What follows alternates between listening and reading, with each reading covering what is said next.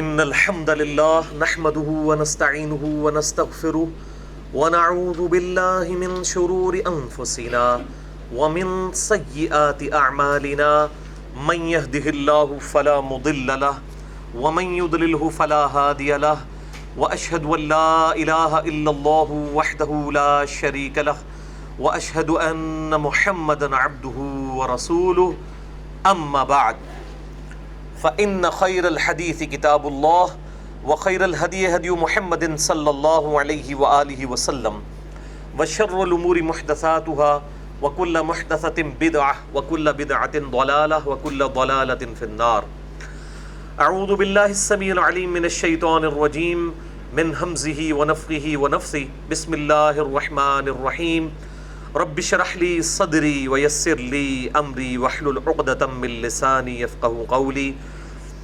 بسم الله الرحمن الرحيم. إن الله وملائكته يصلون على النبي يا أيها الذين آمنوا صلوا عليه وسلموا تسليما. اللهم صل على محمد وعلى آل محمد كما صليت على إبراهيم وعلى آل إبراهيم إنك حميد مجيد. اللهم بارك على محمد وعلى آل محمد كما باركت على إبراهيم وعلى آل إبراهيم إنك حميد مجيد. اللهم ربنا آتنا في الدنيا حسنة وفي الآخرة حسنة وقنا عذاب النار. ربنا آتنا من لدنك رحمة وهيئ لنا من أمرنا رشدا. لا إله إلا أنت سبحانك إني كنت من الظالمين. لا حول ولا قوة إلا بالله العلي العظيم. الحمدللہ آج 17 ستمبر 2016 کو ہفتے کے دن قرآن کلاس نمبر 232 میں ہم انشاءاللہ تعالی سورۃ المؤمنون کی آیت نمبر 12 سے آنورڈ شروع کریں گے. اعوذ باللہ من الشیطان الرجیم. بسم اللہ الرحمن الرحیم. اب یہ جو سورۃ المؤمنون کی 5 مسلسل آیات ہیں، آیت نمبر 12 سے لے کر 16 تک، اس میں اللہ تعالیٰ نے ہیومن لائف سائیکل کو بیان فرمایا ہے. یعنی انسان جو ہے وہ ماں کے پیٹ میں ایک جنین کی شکل میں، ایک ایمبریو کی شکل میں ہوتا ہے، اور پھر وہ کن سٹیجز سے گزرنے کے بعد دنیا میں آتا ہے اور پھر دنیا میں اپنی زندگی گزار کے چلا جاتا ہے. اس کو ہم کہتے ہیں انگلش میں ہیومن لائف سائیکل. اور اسی میں ایمبریونک سٹیج اور اس کے بعد جتنی سٹیجز آئی ہیں ان کا ذکر ہوا ہے. اور قرآن حکیم میں 2 ہی مواقع ایسے ہیں جن میں اللہ تعالیٰ نے جو ہیومن لائف سائیکل ہے مکمل اس کو بیان فرمایا ہے. ایک سورۃ الحج کی آیت نمبر 5 میں بڑی ڈیٹیل کے ساتھ، اور دوسرا مقام یہ سورۃ المؤمنون آیت نمبر 12 سے 16 تک 5 آیات میں. وہ ایک آیت اور وہ آیت نمبر 5 اور یہ 5 آیات ہیں سورۃ المؤمنون کی. ان دونوں مواقع کو میں نے ایک ہی لیکچر میں کور کیا تھا، مسئلہ نمبر 150 جس کا عنوان تھا Quran and modern science about embryology. یعنی قرآن اور جو جدید سائنس ہے وہ جنینیات کے علم کے بارے میں کیا کہتی ہے. جنینیات یا ایمبریولوجی کا علم اس علم کو کہتے ہیں جس میں آپ جو بچہ ہے ماں کے پیٹ میں کن سٹیجز سے گزرتا ہے، اس پورے علم کو جنینیات اردو میں ہم کہتے ہیں اور انگلش میں ایمبریولوجی کی فیلڈ. تو اس میں یہ میں آلریڈی بڑی ڈیٹیل کے ساتھ اسے کور کر چکا ہوں، آج اتنی ڈیٹیل میں نہیں جائیں گے. اعوذ باللہ من الشیطان الرجیم. بسم اللہ الرحمن الرحیم. وَلَقَدْ خَلَقْنَا الْإِنسَانَ مِنْ صُلَالَةٍ مِنْ طِينٍ. اور بے شک ہم نے انسان کو پیدا کیا ایک جوہر سے، ایک ایسے سبسٹانس سے جو مٹی سے تھا. یعنی جو مرد کی منی جو کہ عورت کی اووری کو فرٹائل کرتی ہے، جس کی وجہ سے آگے سارا معاملہ چلتا ہے، ان تمام چیزوں کا اوریجن جو ہے وہ مٹی ہے. کیونکہ اسی مٹی سے انسان کی غذا آتی ہے، اسی غذا سے انسان پروان چڑھتا ہے، اسی غذا کے ذریعے یہ سارے کے سارے معاملات چلتے ہیں. اس لیے جب بھی قرآن حکیم یہ بات کرتا ہے کہ مٹی سے انسان کو پیدا کیا، تو اس سے مراد یہ ہے کہ مٹی ہی بیسیکلی وہ سورس ہے جس سے وہ ساری چیزیں آتی ہیں. کہیں قرآن حکیم میں آیا کہ نطفے سے پیدا کیا. اب نطفہ جو ہے اس کا بھی اوریجن بیسیکلی مٹی ہے. ایون دنیا میں کوئی بھی چیز جو انسان اپنے استعمال میں لے کے آتا ہے اس کا اوریجن مٹی ہے. آپ دودھ پیتے ہیں تو اس کا اوریجن بھی مٹی ہے. وہ مٹی جس میں سے وہ گھاس پھوس پیدا ہوا, اس کو گائے یا بھینس نے کھایا اور اس نے پھر دودھ دیا. تو ہر چیز کو اگر آپ ڈیپ ڈگ کرنا شروع کریں گے تو اس کا اوریجن مٹی ہے. اب یہ بات شیطان کو سمجھ نہیں آئی. اس نے کہا کہ آگ جو ہے مٹی سے افضل ہے, حالانکہ مٹی میں اللہ نے وہ خوبیاں رکھی ہیں جو سونے میں بھی نہیں ہیں.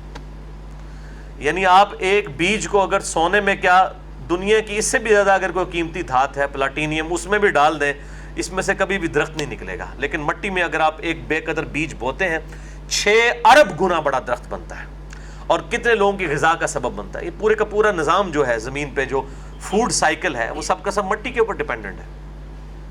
تو یہ اللہ تعالیٰ نے اس کو ایسی خوبی دی ہے. اس کے برعکس آگ میں جو بھی چیز ڈالی جائے وہ جل کر فنا ہو جاتی ہے.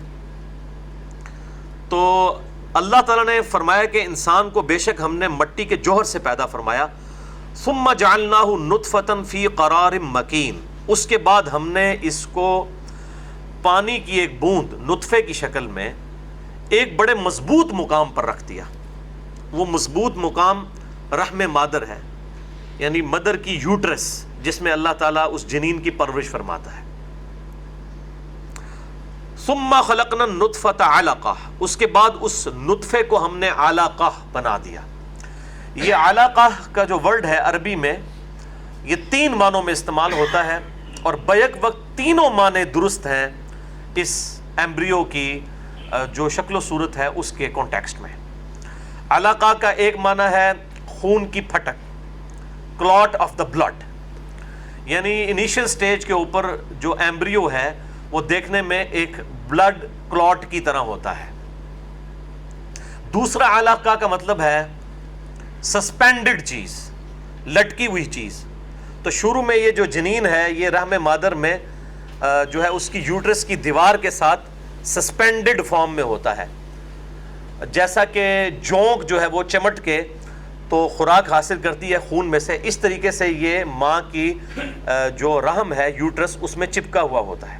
اور تیسرا معنی ہے اس کا لیچ, جسے ہم اردو میں جونک کہتے ہیں, انگلش میں لیچ, عربی میں لیچ کو جونک کو علقہ کہتے ہیں. اور اس ایمبریو کی جو شکل ہے اس وقت وہ بالکل جونک کی مانند ہوتی ہے. اب یہ جو چیزیں ہیں یہ 20ویں صدی سے پہلے کسی کو نہیں پتا تھی, اور اسی وجہ سے پروفیسر کیتھ مور جو ہیں, جو ایمبریولوجی کی فیلڈ میں ایک اتھارٹی مانے جاتے ہیں, ٹورانٹو یونیورسٹی آف کینیڈا, اس کے اندر وہ اسی ڈپارٹمنٹ کے ایک مین پروفیسر ہیں, ابھی زندہ ہیں. انہوں نے ایمبریولوجی کی فیلڈ کے اوپر کئی بکس بھی لکھی ہیں. ان کا میں نے تعارف اسی مسئلہ number 150 Quran and modern science about embryology, Quran اور جدید سائنس جنینیات کے بارے میں کیا کہتی ہے, تو اس میں نے ان کا تعارف بھی کروایا تھا. تو وہ انہی چیزوں کی وجہ سے انہوں نے اسلام قبول کیا. اب الحمدللہ یہ جو ماڈرن سائنس کی ترقی ہے یہ ایک بہت بڑا سورس بن رہی ہے لوگوں کے ریلیجن کی طرف آنے کا. اب یہ کریڈٹ ضرور دیں گے ماڈرن سائنس کو کہ اس نے لوگوں کو یہ سوچنے پہ مجبور کیا ہے کہ پرپز آف لائف کیا ہے, زندگی کا مقصد کیا ہے. آج سے پہلے کا انسان سوچتا ضرور تھا لیکن اتنا سیریسلی نہیں سوچتا تھا, اسی لیے اس وقت پیغمبروں کی ضرورت تھی, اور پے در پے پیغمبر آئے, آج ذکر بھی آئے گا. اب سلسلہ نبوت جو ہے وہ ختم ہو چکا ہے, تو اللہ تعالیٰ نے اس کی کمپنسیشن اس طریقے سے فرمائی ہے کہ سائنٹیفک فیلڈ میں اتنی ترقی ہو گئی ہے کہ جو انسان کو مجبور کرتی ہے کہ پرپز آف لائف کیا ہے, ہمیں کس نے پیدا کیا اور اس فیس آف ارتھ پہ کس نے پٹ کیا, کس مقصد کے لیے. یہ جو زندگی کے مقصد کی تلاش ہے نا, یہ لوگوں کو بالآخر اس الٹیمیٹ حقیقت یعنی گاڈ تک لے آتی ہے. کوئی اسے گاڈ کہتا ہے, کوئی سپریم بینگ کہتا ہے, کوئی سپر نیچرل اتھارٹی کہتا ہے, کوئی اللہ کہتا ہے, کوئی خدا کہتا ہے, کوئی بھگوان کہتا ہے. بہرحال ایک ہی خدا کو سب مانتے ہیں, اور اس حد تک تو سب کے سب پہنچ جاتے ہیں. اس کے بعد ظاہر ہے کہ اللہ تعالیٰ کو انہی صفات کے ساتھ مانا جائے جو اس نے خود تعلیم کی ہے. اگر انسان اپنی مرضی سے اپنے خدا کے بارے میں کوئی عقیدہ رکھے گا تو ہو سکتا ہے کہ وہ جذبات کی رو میں تو بڑا اچھا عقیدہ ہو، جیسا کہ صوفیاء نے یہ وحدت الوجود کا جو عقیدہ رکھا کہ ہر چیز میں اللہ تعالیٰ حلول کر جاتا ہے، سب صوفیاء کا نہیں، چند ایک کا. تو یہ بیسیکلی اللہ کی محبت میں انہوں نے غلو کیا، اور غلو ایگزیجریشن اتنی بری چیز ہے کہ یہ اللہ کی ذات میں بھی اگر غلو کیا جائے وہ بھی برا ہے.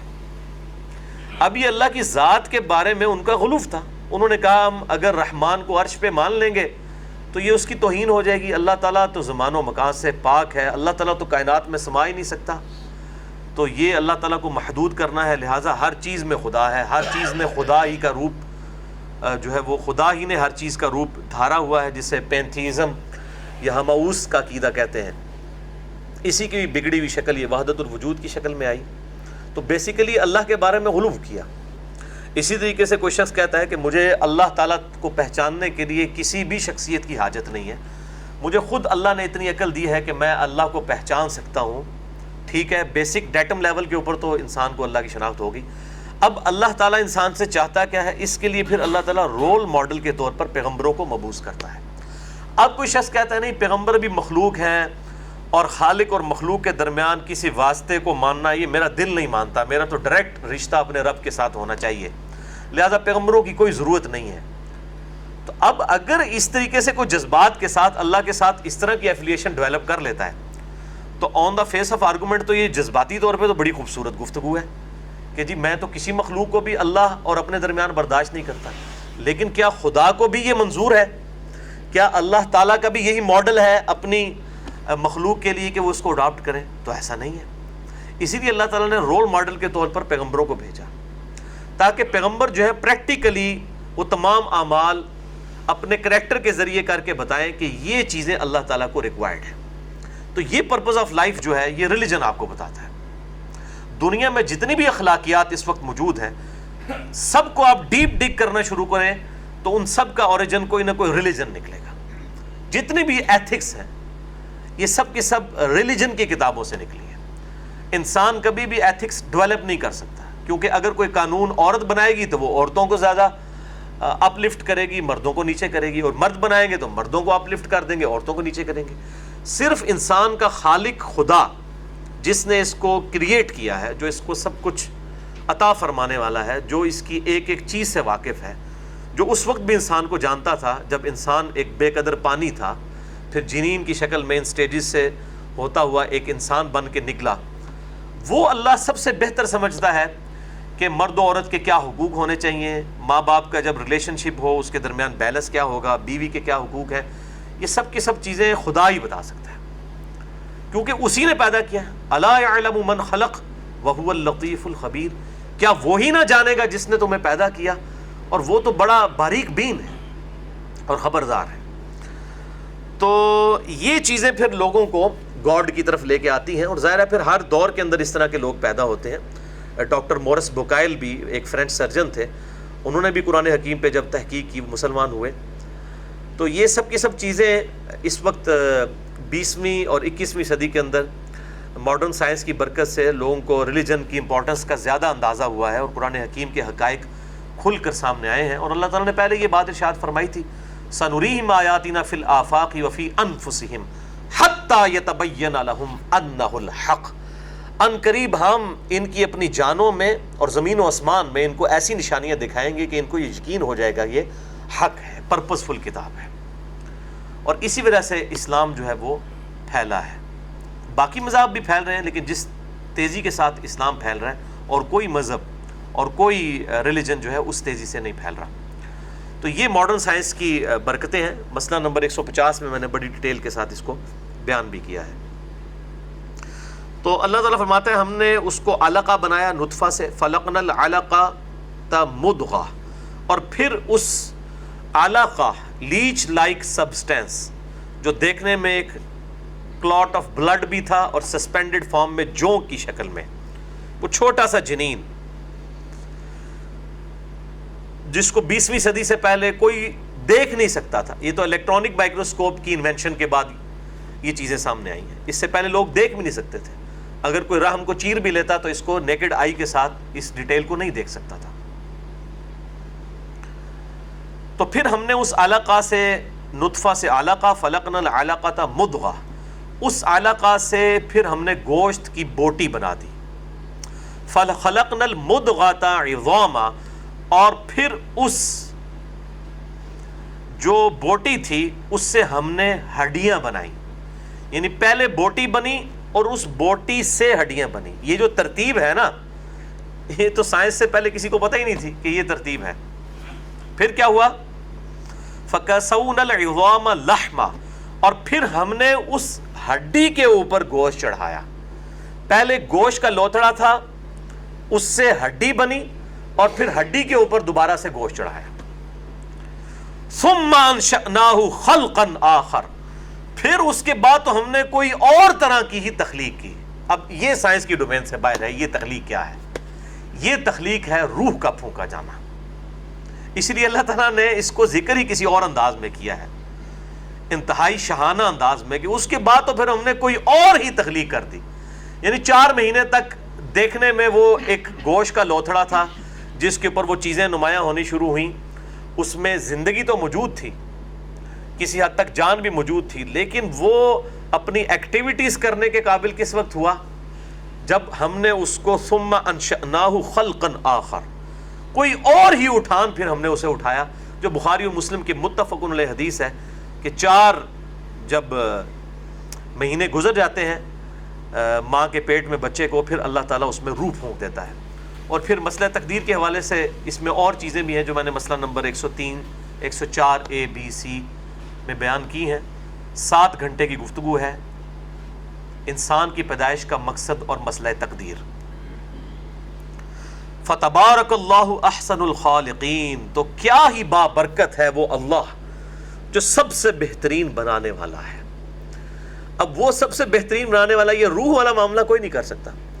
آج بھی کئی لوگ جب بیمار ہوتے ہیں وینٹیلیٹر کے اوپر چڑھایا جاتا ہے، اور پھر وہ خبر آتی ہے ڈاکٹرز کی طرف سے کہ میڈیکلی ڈیڈ ہو چکا ہے، سانسیں چل رہی ہیں، دل بھی چل رہا ہے، سانس بھی چل رہا ہے اس وینٹیلیٹر کی وجہ سے، لیکن وہ کہتے ہیں کہ جی یہ میڈیکلی ڈیڈ ہے۔ اب وہ میڈیکلی ڈیڈ کس طرح ہے؟ اس کے اندر آخر کون سی ایسی چیز ہے جو نکل گئی ہے؟ وہ روح ہے، نکل گئی۔ تو کیا ہی بہتر تخلیق فرمانے والا ہے، بابرکت ہے وہ ذات اللہ۔ ثم انکم بعد ذلک لمیتون، پھر اس کے بعد تم ایک زندگی گزار کر ضرور مر جانے والے ہو جاتے ہو۔ ثم انکم یوم القیامت تبعثون، اور پھر اس کے بعد بے شک تمہیں قیامت والے دن دوبارہ اٹھا لیا جائے گا۔ یہ ہے پورا کا پورا انسان کا ایک لائف سائیکل، کہ انسان پیدا ہوتا ہے، زندگی گزارتا ہے۔ پھر سورۃ الحج کی آیت نمبر 5 میں تو مزید بھی آیا تھا کہ تم میں سے کوئی جوانی کی عمر میں فوت ہو جاتا ہے، کچھ بڑھاپے کی عمر تک لوٹایا جاتا ہے، تاکہ بہت کچھ جاننے کے بعد بالکل انجان ہو جائے۔ کتنے بڑے بڑے فلاسفرز ہیں، جب بڑھاپے کی عمر کو پہنچتے ہیں تو ان کا ذہنی توازن بھی اتنا نہیں رہتا، اور انسان پریشان ہو جاتا ہے کہ یہی وہ شخص تھا جس کو بڑے پیشن کے ساتھ اس کی اپنی ینگ ایج میں یا میچورٹی کی لائف میں دیکھا گیا تھا۔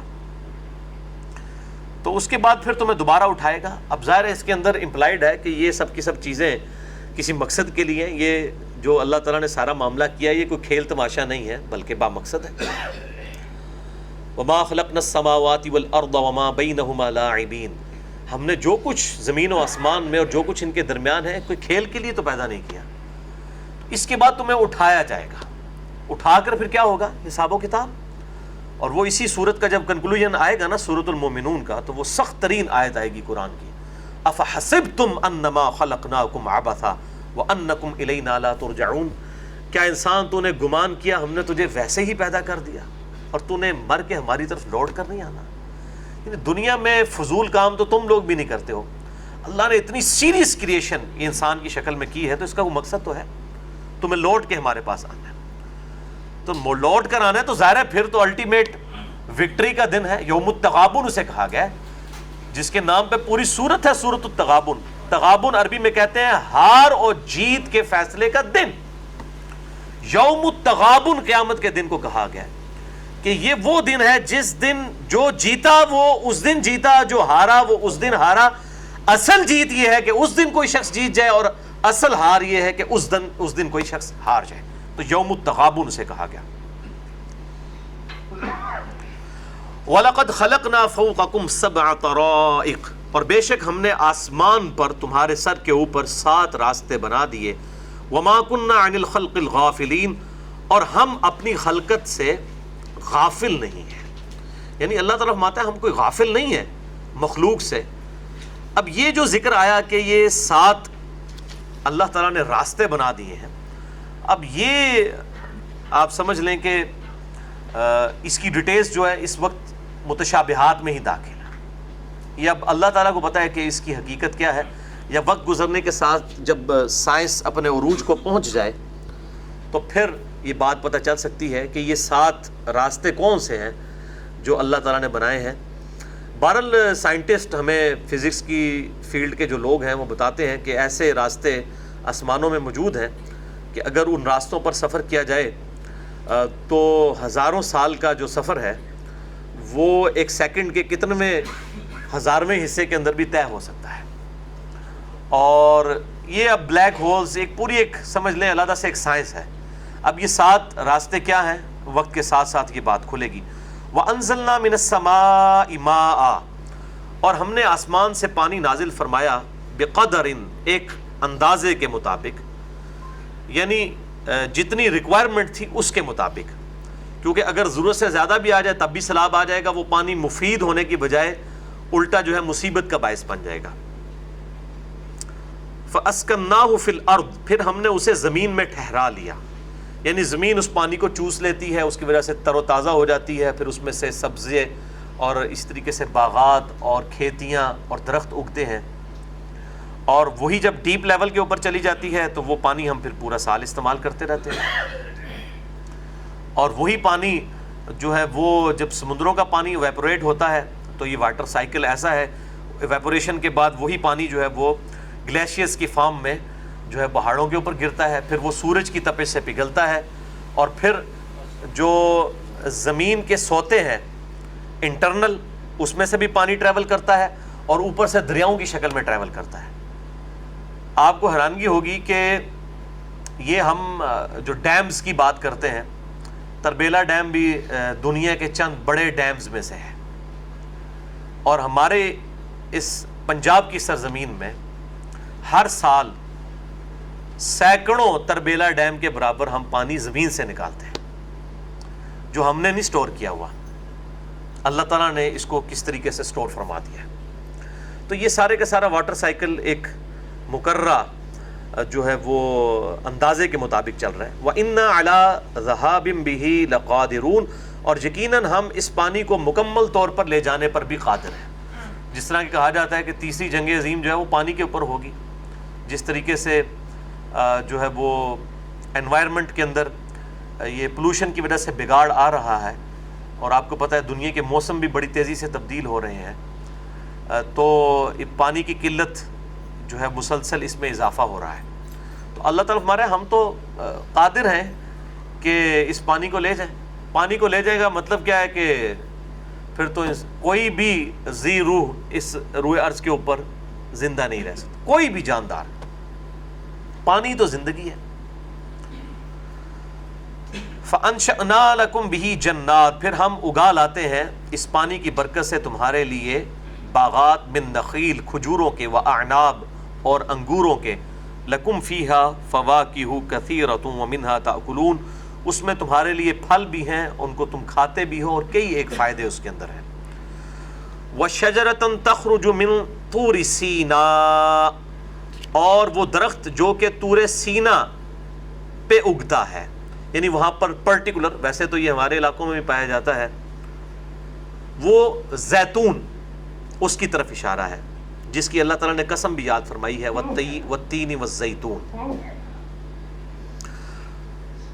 تَنبُتُ بِالدُّہْنِ وَالصِّبْغِ لِلْعَاقِلِینَ، وہ تیل لیے ہوئے، یعنی زیتون کا تیل لیے ہوئے اگتا ہے، اور وہ سالن بھی ہے کھانے والوں کے لیے.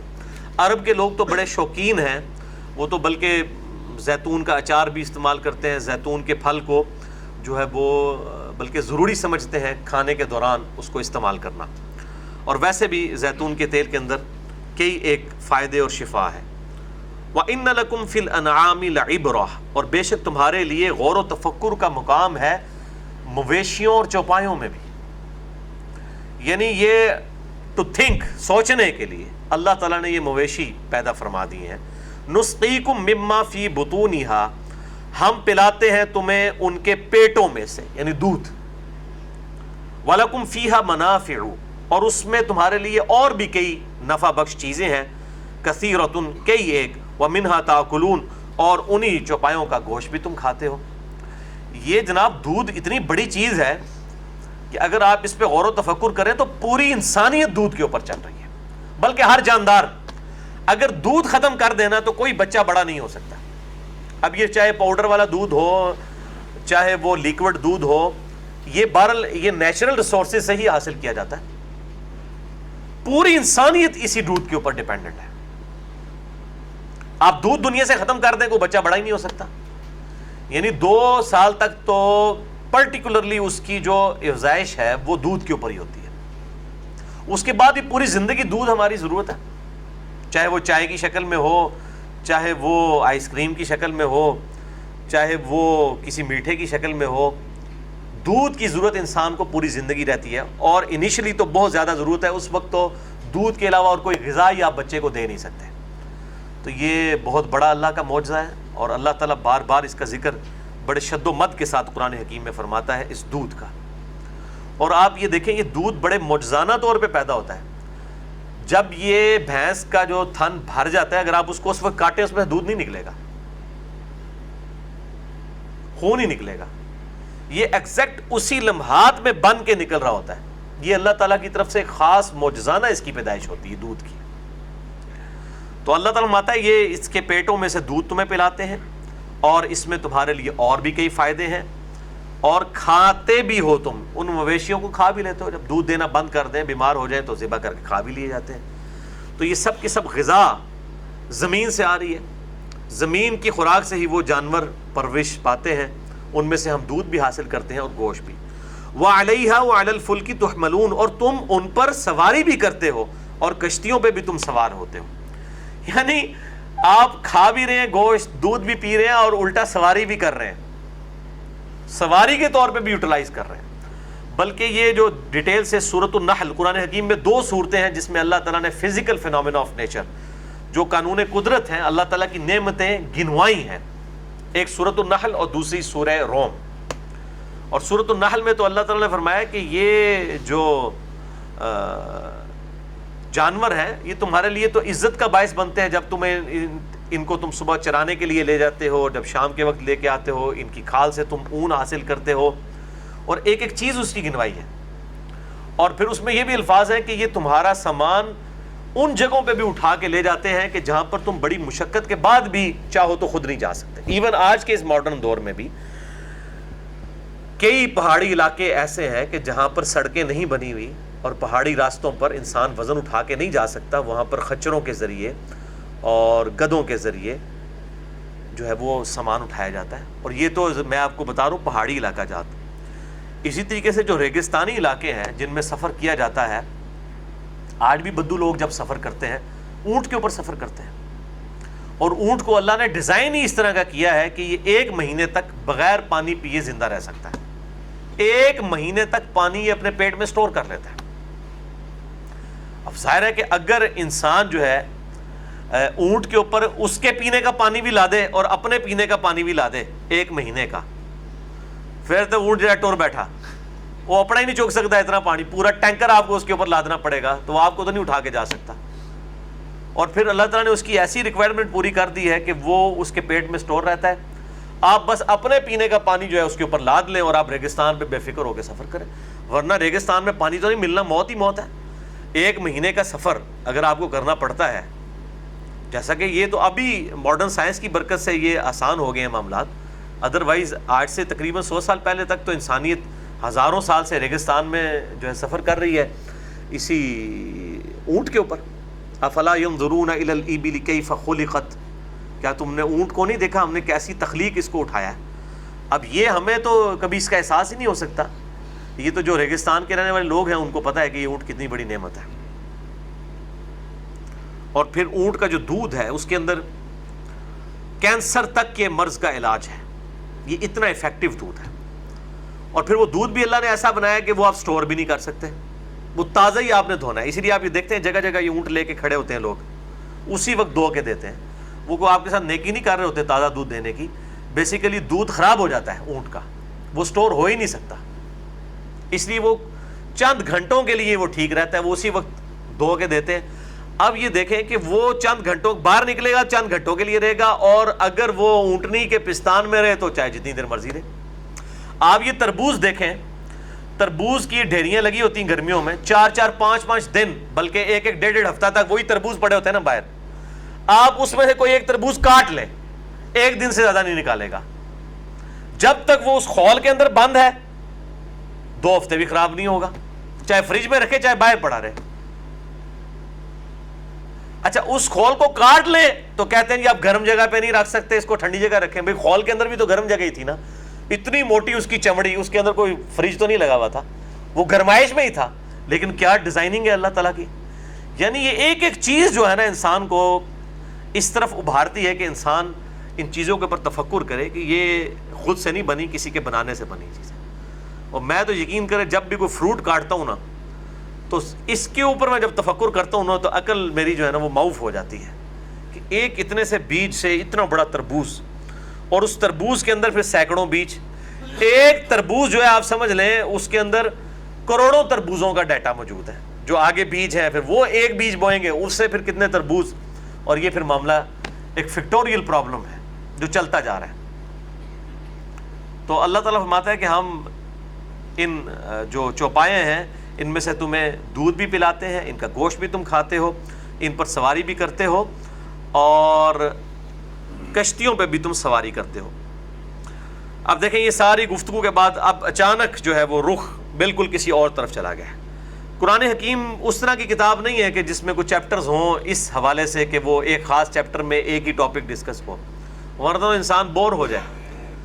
قرآن حکیم جن کو ترجمے سے بھی آتا ہے, جن الحمدللہ مجھے کافی حد تک عربی آتی ہے, قرآن حکیم کا ترجمہ کرنے کے لیے مجھے ایسا ضرورت نہیں پڑتی ترجمے والا قرآن دیکھنے کی, تو بالکل بوریت نہیں ہوتی, بوریت آتی ہی نہیں ہے. 1-2 رکوع ایک ٹاپک ڈسکس ہوتا ہے, اچانک ہی روئے سخن کسی اور طرف چلا جاتا ہے.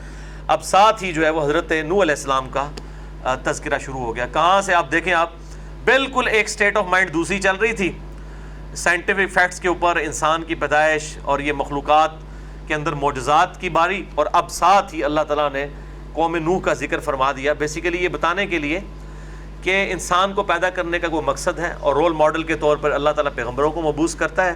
تو انسانیت میں باقاعدہ طور پر جب انسانوں کی نسل چلی تو حضرت نوح علیہ السلام آدم ثانی جب پیغمبر بنا کے بھیجے گئے تو ان کے ساتھ کیا ہوا.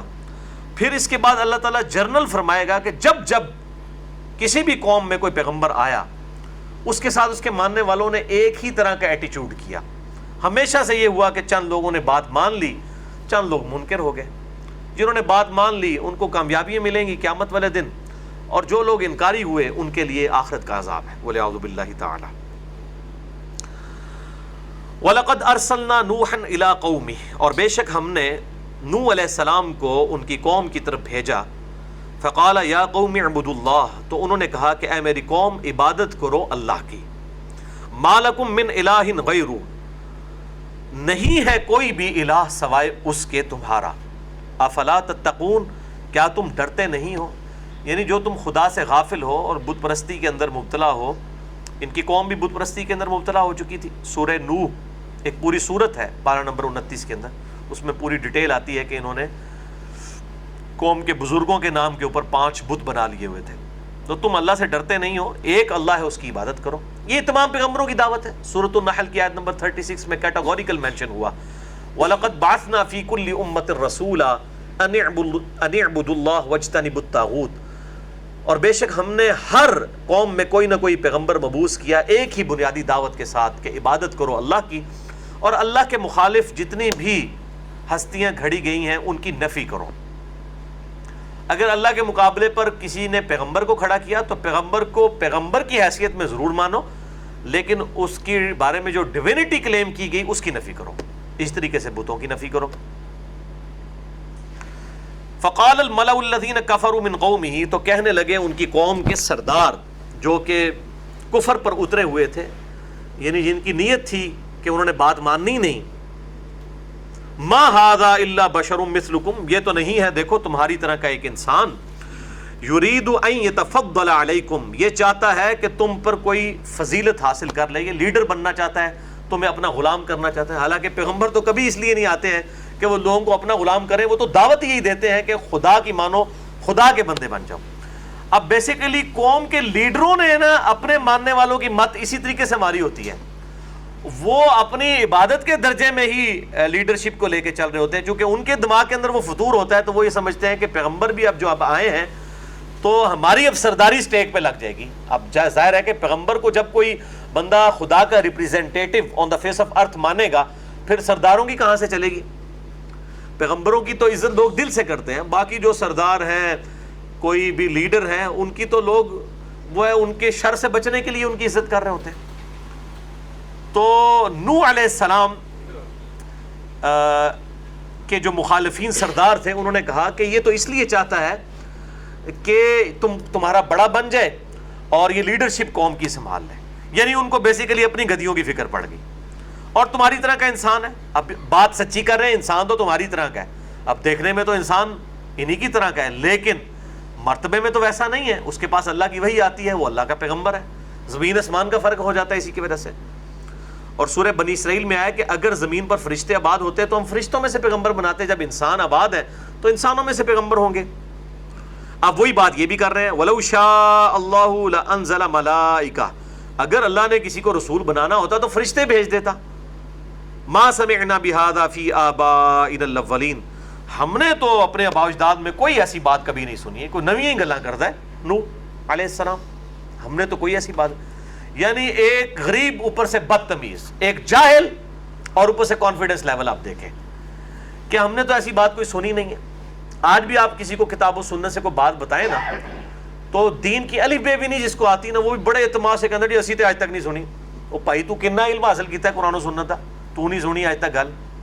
جیسے کوئی بہت بڑا کوئی عالم دین ہے یا کوئی بہت بڑا فلاسفر ہے جس نے بڑی اسٹڈی کی ہے ریلیجن کے اوپر، اور اب وہ بڑے اعتماد سے کہہ رہا ہے جی ہم نے نہیں آج تک سنی، تو ایسے جب کوئی کہنا ان کو جی بڑا شرم دا مقام ہے، مسلمان ہو گئے تو یہ گل نہیں آج تک سنی، یہ جواب دیا کریں ان کو کہ شرم کریں کہ آپ مسلمان ہیں اور آپ کو یہ بات نہیں پتہ۔ یہ تو کتاب و سنت میں لکھی ہوئی ہے بات۔ تو اب وہاں پر بھی وہ یہی کہہ رہے ہیں کہ نوح جو تم باتیں کرتے ہو ہم نے تو آج تک نہیں سنی، اگر اللہ نے کوئی پیغمبر بنانا ہوتا فرشتہ بنا دیتا، تو انسانوں میں سے پیغمبر کیوں بنایا؟ تو اب یہ ساری بحثیں آپ کو بتا رہی ہیں کہ یہ یعنی کافروں کا بھی یہ عقیدہ تھا کہ یہ انسان ہی ہے پیغمبر۔ بہرحال کافر اور مسلم میں فرق ہے کہ مسلمان پیغمبروں کو انسان مانتا ہے اسپیشیز کے طور پر، نوع کے اعتبار سے، جنس کے اعتبار سے، مرتبے کے اعتبار سے کوئی انسان ان کے مقابلے کا نہیں ہوتا۔ کافر جو ہے وہ ان کے مرتبے کا بھی ڈینائی کر دیتے ہیں۔ اب ان ساری باتوں میں تو اللہ تعالیٰ کو چاہیے تھا کہ اللہ تعالیٰ فرماتا کہ یہ تو بشر تو نہیں ہے، یہ تو فرشتہ ہے، یہ تو نور ہے، تمہیں سمجھ نہیں آ رہی، یہ تو ہے اندر سے نور ہے لیکن انسانی شکل میں آ گیا ہے۔ ان باتوں کا جواب تو یہ ہونا چاہیے تھا اللہ تعالیٰ کی طرف سے، لیکن ایسا نہیں ہے۔ حتیٰ کہ سورہ بنی اسرائیل میں آیا کہ اگر زمین پر فرشتے آباد ہوتے تو ہم فرشتوں کو پیغمبر بنا کے بھیجتے، لیکن پھر بھی آٹا گوندے ہلدی کیوں ہے؟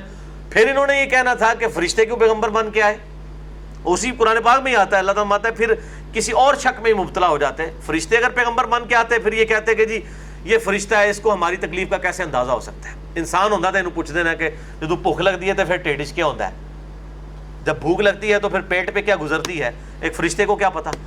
تو ہر پازیٹیو چیز میں سے کوئی نیگیٹو پہلو نکالا جا سکتا ہے۔ ما سمعنا بہذا فی آبائنا الاولین، ہم نے اپنے آباء و اجداد میں کوئی ایسی بات نہیں سنی ہے جو نوح ہمیں بلا رہا ہے۔ ان ہوا الا رجل بہ جنہ، یہ ایک ایسا مرد ہے لگتا ہے جسے کوئی جنون ہو گیا ہے، کوئی جن اس سے چمٹ گیا ہے، اس کا کوئی ذہنی توازن بگڑ گیا ہے۔ فتربصوا، تو انتظار کرو بہ اس کا، حتی حین، یہاں تک کہ یہ ختم ہو جائے گا، یعنی کب تک زندہ رہے گا، اسے بھی تو موت آنی ہے، چلا جائے گا۔ اب حضرت نوح علیہ السلام نے 950 سال تک تبلیغ کی ہے اور صرف 78 لوگ ان پر ایمان لے کر آئے، جو ہمیں اسرائیلی روایات سے پتہ چلتا ہے۔ ایز اے لاسٹ ریزارٹ پھر انہوں نے اپنے رب کے حضور دعا کی ہے۔ قال رب انصرنی بما کذبون، انہوں نے کہا ہے میرے رب تو ہی میری مدد فرما. یہ تو میری بات ماننے کے لیے تیار ہی نہیں ہے. ظاہر ہے جی 950 سال جس بندے نے محنت کی ہو وہ جسٹیفائی ہے کہ وہ یہ بات کرے, وہ کنکلوڈ کر لے. کوئی 9.5 دن کی بات نہیں, 9.5 ہفتوں, 9.5 مہینوں, 9.5 سالوں کی بات نہیں. 950 سال جس بندے نے تبلیغ کی ہے وہ واقعی کنکلوڈ کر سکتا ہے کہ یہ ان تلوں میں اب تیل نہیں ہے. فَأَوْحَيْنَا إِلَيْهِ أَنِ اصْنَعِ الْفُلْكَ بِأَعْيُنِنَا وَوَحْيِنَا. تو ہم نے نوح علیہ السلام کو وحی کی کہ ایک کشتی تم بناؤ ہماری آنکھوں کے سامنے اور ہماری وحی کے مطابق, ہماری انسٹرکشنز کے ساتھ. آپ ذرا نوح علیہ السلام کے ساتھ محبت کا انداز اللہ کا دیکھیں. اللہ تعالیٰ ماتا ہے ہماری نظروں کے سامنے تم بناؤ, اور انسٹرکشنز بھی ہم دیں گے کہ اتنی لینتھ ویڈتھ رکھنی ہے اس کی.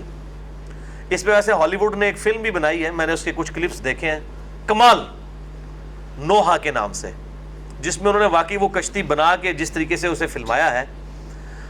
یہ میں ان لوگوں کے لیے بتا رہا ہوں جو ہالی ووڈ کی فلمیں دیکھتے ہیں تو یہ بھی دیکھ لیں نوحہ, تاکہ تھوڑا ریلیجن کا بھی ان کو نوحہ ہو جائے. تو باقیوں نے میرے کہنے پہ دیکھنی کوئی نہیں, نہ میں ان کو ترغیب دلا رہا ہوں. تو ہماری آنکھوں کے سامنے اور ہماری وحی کے ساتھ. فَإِذَا جَاءَ أَمْرُنَا, پس جب ہمارا حکم آ جائے یعنی عذاب کے بارے میں, وَفَارَتِ التَّنُّورُ, اور تندور جو ہے یہ ابل پڑے. یعنی یہ نشانی تھی کہ جب تندور میں سے جس میں آگ جلائی جاتی ہے اس میں سے اگر پانی پھوٹ پڑے تو سمجھ لو کہ اللہ کی طرف سے عذاب آ گیا. عذاب ایسا ہے کہ آسمان سے بارش اور زمین نے بھی پانی اگل دیا. فَاسْلُكْ فِيهَا مِن كُلِّ زَوْجٍ اثْنَيْنِ, تو تم اس وقت جب یہ ابل پڑے تندور تو پھر ظاہر ہے اس کے بعد اتنے دنوں کے اندر اندر یہ پانی پھیلنا شروع ہو جائے گا. تو پھر اللہ تعالیٰ نے فرمایا جب یہ نشانی ظاہر ہو تو تم ہر جاندار کا ایک جوڑا اس میں رکھ لینا. وَأَهْلَكَ إِلَّا مَنْ سَبَقَ عَلَيْهِ الْقَوْلِ, اور ہلاک کر دیے جائیں گے سب کے سب. اچھا یہ میں اس کے اوپر ایک اور طرف میری توجہ چلی گئی, میں وہ یہاں پر کلیئر کر دوں کہ جاوید احمد غامدی صاحب نے اسی کانٹیکسٹ میں ایک ان کا کلپ بھی چڑھا ہوا ہے, جب ان سے کسی نے سوال کیا کہ قرآن حکیم میں کہیں لکھا ہوا ہے کہ تمام جانداروں کے جوڑے حضرت نوح علیہ السلام نے سوار کر لیے. تو انہوں نے کہا جی قرآن حکیم میں یہ نہیں لکھا ہوا, وہ تو اللہ تعالیٰ نے ان کو کہا تھا کہ اپنی ضرورت کا سامان جو ہے نا تم 2-4 مرغیاں یعنی کوئی باربیکیو بنانا واسطے کوئی اس طرح کی چیزیں رکھ لو, کوئی راشن پانی رکھ لو. وہ کہتے ہیں وہ تو راشن پانی کا ذکر ہے, یہ کہاں ہے, اتنی مخلوقات ہیں تو ان کے بارے میں کوئی قرآن میں ذکر نہیں. یہ بالکل قرآن پاک میں کلیئر کٹ ہے, من کل زوج اثنین, ہر جاندار کا جوڑا تم اس کے اوپر سوار کر لو. یہ غامدی صاحب کو ٹینشن لینے کی ضرورت نہیں ہے, نہ مجھے ٹینشن لینے کی ضرورت ہے. یہ اللہ تعالیٰ کی قدرت ہے کہ اس نے یہ تمام کی تمام چیزیں کس طریقے سے سوار کروائیں. اور اگر آپ وہ ہالی ووڈ کی فلم دیکھیں گے نا نوحہ, اس میں انہوں نے یہ سین بھی فلمایا ہے, آپ حیران ہو جائیں گے دیکھ کے کہ پوری دنیا کی مخلوقات, سانپ آ کے سوار ہو رہے ہیں, بکریاں, اور پتہ نہیں وہ انہوں نے کیسے اس کو فلمایا ہے. بالکل ریئل ہی لگتا ہے کہ وہ اسی طریقے سے ہوا ہوگا. ہر قسم کی مخلوقات جو ہے وہ کشتی, وہ بہت بڑی کشتی تھی, وہ چھوٹی سی کشتی نہیں تھی. تو اللہ تعالیٰ ماتا ہے ان تمام چیزوں کے جوڑوں کو اس پر سوار کر لو. وہ اہل کا, اور اپنے گھر والوں کو بھی, اپنے اہل کو بھی. الا من سبق علیہ القول, قول منہم, سوائے ان کے بارے میں کہ جن کے بارے میں پہلے قول گزر چکا ہے. یعنی اللہ تعالیٰ نے فیصلہ کر دیا ہے کہ جو کافر ہیں تو وہ 2 تھے, ایک ان کی بیوی تھی اور ایک ان کا بیٹا تھا جس نے اسلام قبول نہیں کیا, وہ غرق کر دیے گئے, وہ سوار نہیں ہو سکے. اس کا ذکر بھی قرآن حکیم میں مختلف صورتوں میں آتا ہے. وَلَا تُخَاطِبْنِي فِي الَّذِينَ ظَلَمُوا, اور دیکھنا ظالموں کے متعلق پھر مجھ سے مخاطب نہ ہونا, مجھ سے سوال بھی نہ کرنا. نبی جو ہوتے ہیں وہ رقیق القلب ہوتے ہیں, جب کبھی عذاب دیکھتے ہیں تو دل پسیج جاتا ہے. تو اللہ تعالیٰ ہمارا اب تو تم نے دعا کر لی ہے کہ اللہ میری مدد فرما, اور جب میں ان کے ساتھ عذاب کا معاملہ کروں پھر مجھ سے سوال نہیں کرنا کہ یا اللہ ایک بار ذرا مہلت دے دے. نہیں, پھر اللہ کی طرف جب عذاب آتا ہے نا پھر اللہ تعالیٰ چھوڑتا نہیں کسی کو. ظاہر ہے کہ جی دنیا میں بھی آپ دیکھیں, چاہے کتنا بھی سنگ دل انسان ہو, جب دنیا میں کوئی اس طریقے سے تکلیف آتی ہے, چاہے آپ کا دشمن ہی کیوں نہ ہو اور سخت تکلیف میں ہو, وقتی طور پہ ایک دفعہ دل ضرور پسیج جاتا ہے. آپ یہ دیکھ لیں ہمارے وہ سیاستدان ہیں, آپس میں بڑی بیان بازیاں کرتے ہیں, لیکن جب کبھی کوئی ایسا موقع آتا ہے تو ایک دوسرے کے لیے پھر وہ چہرے بھی بالکل لٹک جاتے ہیں. واقعی ظاہر ہے کہ انسان کے ایک اللہ نے انسان ہے ہی انس کے ساتھ ہے, پسیج جاتا ہے انسان کو تکلیف میں دیکھ کے. اور پھر پیغمبر تو ہوتے ہی رقیق القلب ہے. تو دیکھنا پھر مجھ سے سوال نہیں تم نے اس معاملے میں کرنا جب میں یہ ڈسین کر دوں گا. انہم مغرقون, بے شک وہ سب پھر غرق کر دیے جائیں گے. فاذ استویت, پھر جب تم اچھی طرح بیٹھ جاؤ, انتا تم ومن معک, اور جو تمہارے ساتھی ہیں, علی الفلک, اس کشتی پر, فقل الحمد للہ الذی نجانا من القوم الظالمین, پھر اس کے بعد تم دعا کرنا کہ پاک ہے وہ ذات, تمام تعریفیں اس اللہ کے لیے ہیں جس نے ہمیں نجات دی اس ظالم قوم سے. وقل ربی انزلنی منزلا مبارکا, اور اے رب ہمارے, اے میرے رب ہمیں نازل کرنا, اتارنا بابرکت جگہ پر, وانت خیر المنزلین, اور تو سب سے بہتر اتارنے والا ہے. اب ظاہر ہے کہ اس کی ڈیٹیل تو کئی جگہ قرآن حکیم میں, سورہ ہود کے اندر, سورہ یونس کے اندر, سورۃ الاعراف کے اندر, کہ وہ بالکل پہاڑوں جتنی موجیں تھیں جن کے اوپر یہ کشتی جو ہے وہ ہفتوں تک, کئی مہینوں تک, اب اس کی ڈیٹیل تو نہیں آتی, وہ تیرتی رہی. اور اللہ تعالیٰ نے, اور پھر اس میں سورہ ہود میں تو دعا بھی آئی, بسم اللہ مجریہا و مرساہا ان ربی لغفور رحیم, اور یہاں پر بھی یہ دعا انہوں نے کیا, اللہ مجھے کسی بابرکت زمین کے اوپر اتارنا. ان فی ذلک لآیات وان کنا لمبتلین, بے شک اس کے اندر ہے نشانیاں, اور ہم ضرور اپنے بندوں کو آزمائش میں ڈالتے ہیں. یہ ہے اصل میں کانٹے کی بات. آزمائش میرے بھائی سب پہ آنی ہے, اگر پیغمبروں پہ آئی ہے تو کسی پہ بھی آ سکتی ہے. وَلَنَبْلُوَنَّكُمْ بِشَيْءٍ مِّنَ الْخَوْفِ وَالْجُوعِ وَنَقْصٍ مِّنَ الْأَمْوَالِ وَالْأَنفُسِ وَالثَّمَرَاتِ, ضرور آزمایا جائے گا, بھوک کے ذریعے, خوف کے ذریعے, جان اور مال میں نقصان کے ذریعے, اور اس کے بعد بشارت ہے پھر صبر کرنے والوں کے لیے. آزمائش شرط ہے.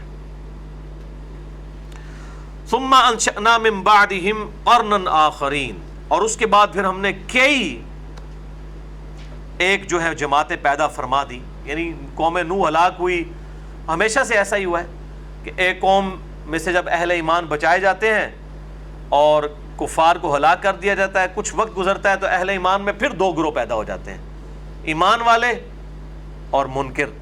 پھر اللہ پیغمبر بھیجتا ہے اور ایمان والوں کے لیے ڈھارس ہوتی ہے اور لوگوں کے لیے اصلاح کا ذریعہ بنتا ہے, اور پھر کافر ہوتے ہیں, وہ ہلاک کر دیے جاتے ہیں. پھر ان ایمان والوں کی نسل میں سے پھر دو گروہ پیدا ہوتے ہیں.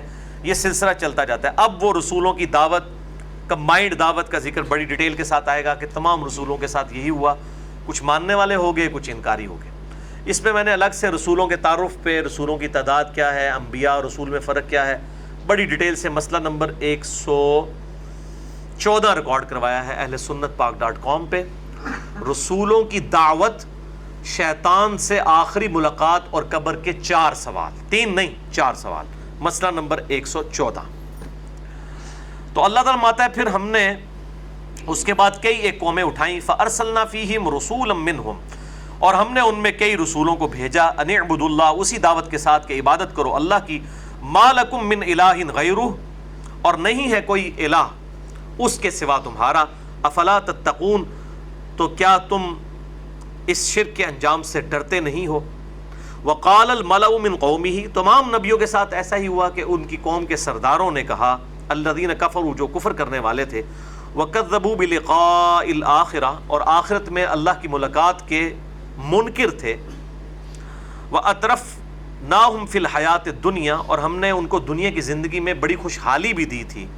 ما ھذا الا بشر مثلکم, یہ تو نہیں ہے تمہاری طرح کا انسان. اب بات تو ٹھیک ہے, دیکھنے میں تو ان کی طرح کا انسان ہے, لیکن مرتبے میں نہیں. وہ اللہ کا پیغمبر ہے, اللہ کی وحی ان پر آتی ہے, اور انسان اس لیے بنایا تاکہ تمہارے لیے آئیڈیل بنے. الا بشر مثلکم, تمہاری طرح کا انسان. یاکل مما تاکلون, یہ کھاتا ہے اسی میں سے جس میں سے تم کھاتے ہو. منہ, اسی میں سے. ویشرب مما تشربون, اور یہ پیتا ہے اس میں سے جو تم پیتے ہو. یعنی کھانا پینا تمہاری طرح کا ہے, تو پھر اس کو کیا فضیلت تم پر حاصل ہے. اب ان سرداروں سے کوئی پوچھے کہ تم بھی تو وہی کھا پی رہے ہو, تو تم کیوں سردار بن کے بیٹھے ہوئے ہو لوگوں کے. تو انسان اپنے گریبان میں کبھی نہیں جھانکتا. تو ان کی سرداری چونکہ سٹیک پہ لگی ہوئی تھی, اس لیے انہوں نے کہا پیغمبروں کو نہ مانو, پیغمبروں کو نہ مانو, پیغمبروں کو نہ مانو. اور یہ اسی طریقے سے آج بھی اگر کوئی دعوت حق لے کے اٹھتا ہے نا, تو سب سے پہلے دین کی دعوت اگر دی جائے گی، دین کے لیے حق کی آواز بلند کی جائے گی، تو سب سے زیادہ کس کے پیٹ میں درد ہوگا؟ علماء کے، کیونکہ انہوں نے لوگوں کو اپنا غلام بنایا ہوا ہے نا، ان کی سرداری سٹیک کے اوپر لگی ہے. اس لیے جب بھی کوئی حق کی آواز بلند ہوگی نا، تو سب سے پہلے لوگ کہیں گے کہ جی فلاں کو نہ سنیں، یہ تو بہت گمراہ ہے، بچ کے رہو، یہ کرو. یہ سیم مینٹیلٹی ہے، وہ کسی نہ کسی شکل میں ظاہر ہو جاتی ہے. وَلَئِنْ اطعتم بشرا مثلکم، دیکھو اگر تم پیروی کرنے لگ پڑو گے اپنے ہی جیسے ایک انسان کی، انکم اذا لخاسرون، تو تم تو بڑے نقصان اٹھانے والے ہو. ایعدکم انکم اذا متم وکنتم ترابا، کیا یہ تمہیں یہ وعدہ دیتا ہے کہ کیا جب تم مر کر مٹی ہو جاؤ گے، وعظاما، اور تمہاری ہڈیاں ہو جائیں گی، انکم مخرجون، اور تمہیں دوبارہ قبر سے نکال لیا جائے گا. یعنی تمہیں بتاتا ہے کہ مرنے کے بعد دوبارہ زندگی ہوگی. یہ جو پیغمبر تمہیں بتاتے ہیں، ہیہات لما توعدون، یہ بڑی عقل سے بعید بات ہے، بڑی عقل سے بعید بات ہے، یہ ہو ہی نہیں سکتا جس کا تمہیں وعدہ دیا جا رہا ہے. ان ہی الا حیاتنا الدنیا نموت ونحیا، یہ تو نہیں مگر یہ دنیا کی زندگی ہے جس میں ہم زندہ ہوتے ہیں اور مر جاتے ہیں. وما نحن بمبعوثین، اور ہمیں دوبارہ تو اٹھایا نہیں جانا. ان ہوا الا رجل افترى علی اللہ کذبا، یہ تو ایک ایسا شخص ہے، یہ پیغمبر، ہر شخص کے بارے میں جو پیغمبر بنا کے بھیجا گیا اس کے بارے میں یہی ورڈنگ انہوں نے دی. یہ تو ایسا مرد ہے کہ جس نے باندھا ہے اللہ پر جھوٹ. وما نحن له بمؤمنین، اور ہم اس پر کبھی بھی ایمان لانے والے نہیں ہیں. اچھا، مختلف قسم کے کفار رہے ہیں، ایسے کافر بھی رہے ہیں جنہوں نے ڈینائل آف گاڈ کی ہے. یہ ان کافروں کا ذکر نہیں ہے، یہ گاڈ کے ماننے والے ہیں. ایسے کافر بھی ہیں جنہوں نے گاڈ کو تو مانا، خدا کو تو مانا، لیکن مرنے کے بعد دوبارہ زندہ کیے جانے کو، اس کا انکار کیا. یہ ان کافروں کا ذکر ہے جو کہتے ہیں یہ دنیا کی زندگی ہے، مر جائیں گے بس ختم، ہڈیاں بن جائیں گی ختم، دوبارہ ہم زندہ نہیں کیے جائیں گے. اللہ پر یہ جھوٹ باندھ رہا ہے. اللہ نے اس دنیا کی زندگی بنائی ہے، تو اللہ کو وہ مانتے تھے، لیکن جو مرنے کے بعد کی زندگی ہے اس کو وہ نہیں مانتے تھے. قال رب انصرنی بما کذبون، تو پیغمبر پھر اپنے وقت پیغمبر یہی کہتا تھا، اے رب میری مدد فرما اس بات پر کہ انہوں نے مجھے جھٹلا دیا. قال عما قلیل لیصبحن نادمین، اللہ تعالیٰ نے فرمایا ان قریب یہ لوگ اپنے کیے پر نادم ہو جائیں گے. فأخذتهم الصیحة بالحق، تو پھر آ پکڑا ان کو چنگھاڑ نے حق کے ساتھ. فجعلناهم غثاء، پھر اللہ تعالیٰ نے ان کو خس و خاش خاک بنا کر رکھ دیا، ان کی خاک اڑا کر رکھ دی عذاب کے ساتھ. فبعدا للقوم الظالمین، تو برباد ہو جائے وہ قوم جو کہ ظلم کرنے والی تھی، حق سے اناد کرنے والی تھی. ثم انشأنا من بعدهم قرونا آخرین، پھر جب وہ ایک قوم ختم ہوئی پھر ہم نے اور قومیں پیدا کر دی. ما تسبق من امت اجلها وما یستأخرون، کوئی بھی امت اپنی مقررہ میعاد سے نہ تو آگے بڑھ سکتی ہے نہ پیچھے. جو اللہ نے ڈیسٹنی ان کی مقرر کی ہے کہ اتنے سال کے لیے، اتنی صدیوں کے لیے ہم نے اس قوم کو اٹھانا ہے. قوموں کی بھی موت ہو جاتی ہے، ایک تو ایک انڈیویجول کی موت، قوموں کی بھی موت. بڑی بڑی نیشنز اٹھیں اور پھر ان کے اوپر موت. اب رومن امپائر جو اٹھی، 2/3 دنیا پہ انہوں نے حکومت کی کئی سو سال تک، اسلام کے ذریعے ان کا قلع کما ہوا. پھر مسلمانوں نے 1000 سال تک عیاشی کی. پھر اس قوم کا بھی آپ دیکھ لیں کیا حشر ہوا. پھر انگریز جن کی یعنی سلطنت میں سورج ہی غروب نہیں ہوتا تھا، اتنی پھیلی ہوئی سلطنت تھی، انہوں نے عروج دیکھا، پوری دنیا کے اندر حکومت کی، ہمارے سب کانٹیننٹ میں بھی ان کی حکومت.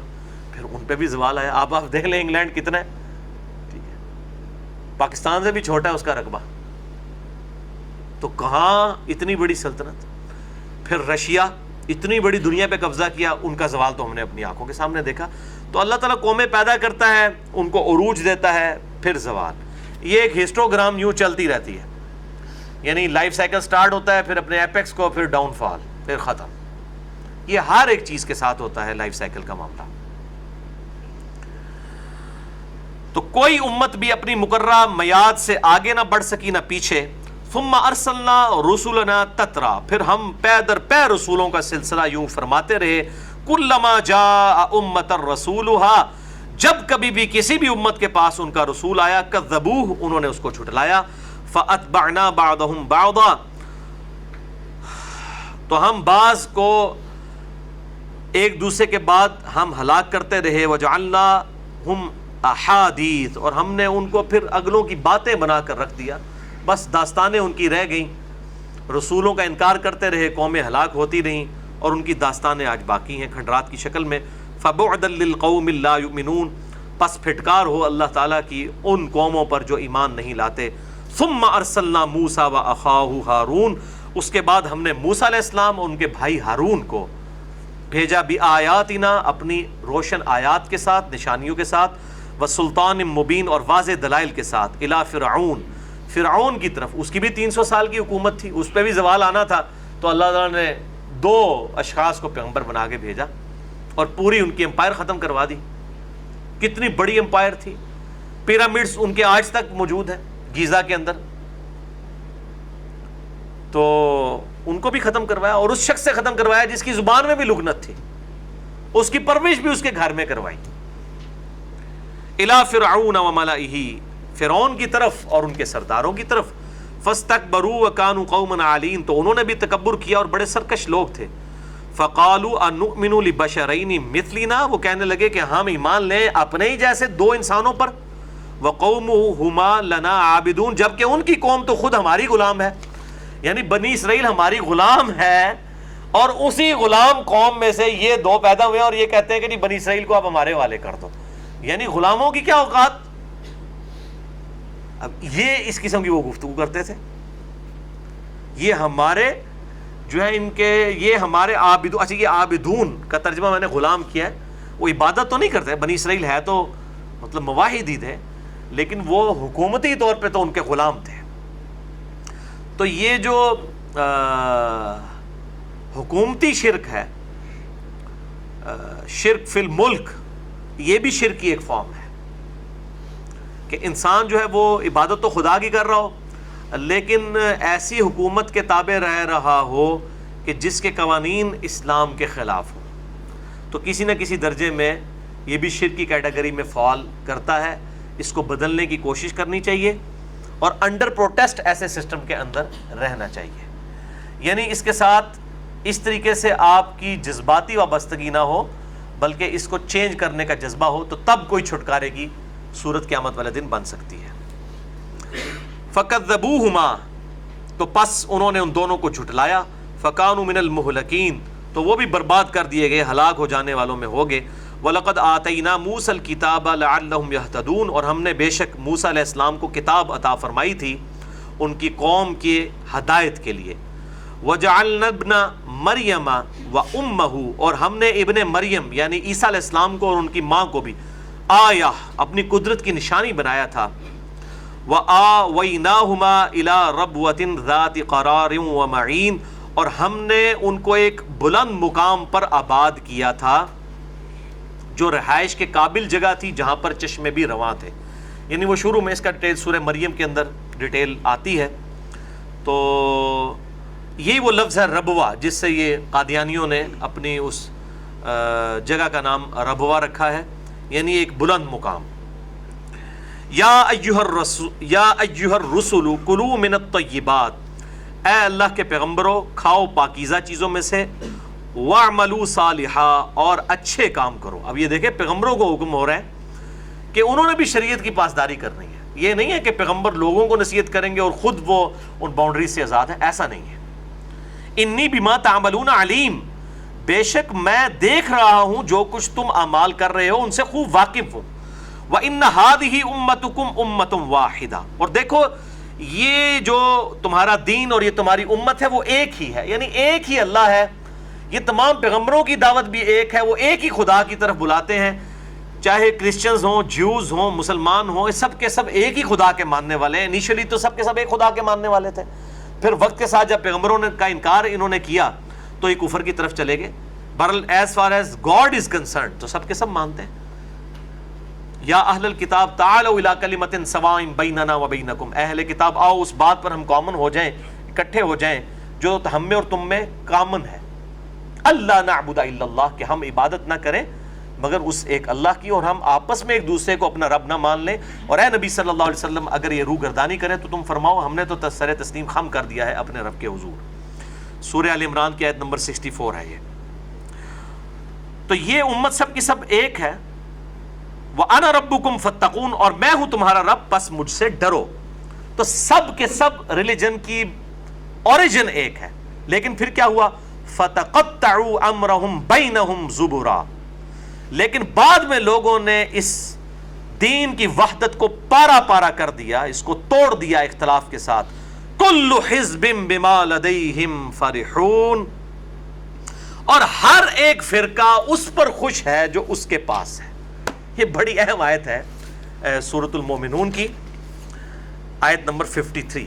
اس پہ ویسے 1 گھنٹہ بولا جا سکتا ہے. کل حزب بما لدیہم فرحون، ہر فرقہ اس بات میں خوش ہے جو اس کے پاس ہے.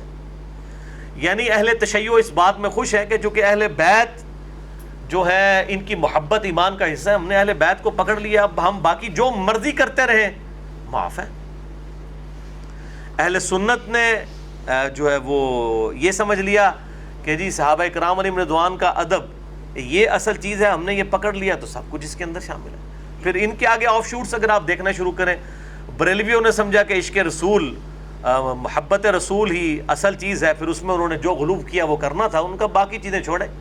غلامی رسول میں موت قبول ہے، داڑھی کوئی نہیں قبول، نمازیں شمازیں مشکل کام ہے، موت قبول ہے کیونکہ موت منگنی نہیں کسی نے. اچھا، دیوبند نے جو ہے وہ صحابہ کرام علیہ رضوان کی کاز کو پکڑ لیا. اہل حدیث نے کہا ٹھیک ہے توحید ٹھیک ہونی چاہیے، باقی بے شک معاملات ٹیڑھے ہو جائیں خیر ہے، توحید ٹھیک ہونی چاہیے. تو اس طریقے سے ہر گروہ نے کوئی نہ کوئی چیز پکڑی ہے. پہلے بھی اسی طریقے سے تھا، یعنی یہود و نصارہ نے بھی اپنی اپنی چیزیں پکڑی ہوئی تھی. انشاءاللہ اگر موڈ بنا میرا، وعدہ نہیں کرتا، تو اگلی دفعہ میں اس آیت کے اوپر ڈیٹیل سے گفتگو کروں گا. کل حزب بما لدیہم فرحون، ہر گروہ اسی میں خوش ہے جو اس کے پاس ہے، کہ بس مجھے یہ مل گیا، باقی مجھے کسی چیز کی ضرورت نہیں. حالانکہ دین پورے کے پورا ٹوٹیلٹی کا نام ہے. ادخلوا فی السلم کافہ، اسلام میں مکمل کے مکمل داخل ہو جاؤ. یہ نہیں ہے کہ شیعہ ہیں تو انہوں نے اہل بیت کو پکڑنا ہے اور سنیوں نے کہنا ہے کہ اہل بیت کو بیک فٹ پہ کریں، اور کوئی حضرت علی کا نام لے اس کو رافضی کہنا شروع کر دیں. اسی طریقے سے جو ہے وہ شیعہ جو ہیں وہ اگر صحابہ کرام کی کوئی عظمت بیان کرے اس پہ ناسبیت کا فتویٰ لگانا شروع کر دیں، دوسری ایکسٹریم کے اوپر چلے جائیں. یہ معاملہ نہیں ہونا چاہیے. اللہ تعالیٰ سے دعا ہے جو حق بات میں نے کہی اللہ تعالیٰ ہمارے دلوں میں راسخ فرمائے.